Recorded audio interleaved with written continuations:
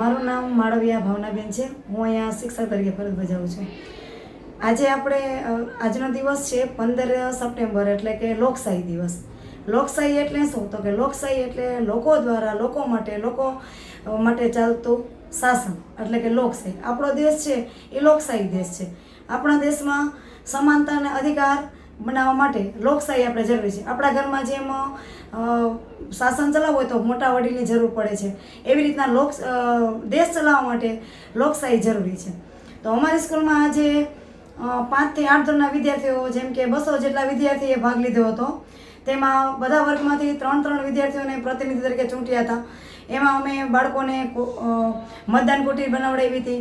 પછી જ્યાં તેમાં સિગ્નેચર લેવામાં આવે છે એ સાઇન કરાવડાવી હતી. અને બાળકોને સર્વાંગી વિકાસ થાય અને કેવી રીતના તમારે ત્યાં મતદાન કરવા જવાનું છે એ બધું અહીંયા અમને જઈને શીખવાડવામાં આવ્યું હતું, જેથી 18 વર્ષની ઉંમરે ત્યાં જાય તો પોતાનો પ્રતિનિધિ છે એ પોતે ચૂંટી શકે કે આપણે કોને મત આપવું છે અને આપણા દેશ માટે કોણ કાર્ય કરી શકે છે. અસ્તુ. નમસ્કાર, મારું નામ છે સોલંકી કાર્તિક. હું ધોરણ 8માં અભ્યાસ કરું છું. આપણો દેશ વિશ્વનો સૌથી મોટો લોકશાહી દેશ છે. લોકશાહી એટલે એવી શાસન વ્યવસ્થા કે જ્યાં લોકો સીધા અથવા પ્રતિનિધિની ચૂંટણીઓ દ્વારા સરકાર ચલાવવામાં આવે છે. તેમાં લોકો પાસે સત્તા હોય છે. ગ્રામ પંચાયત લઈને સંસદ સુધી લોકશાહી માટે 2 ચૂંટણી થાય છે. અમારી સ્કૂલ દ્વારા આજે લોકશાહી દિવસની ઉજવણી કરવામાં આવી હતી.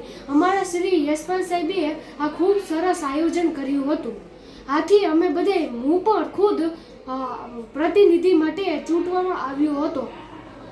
આથી આજે આપણા સ્કૂલ અને આપણા દેશ માટે આ ગૌરવની વાત છે.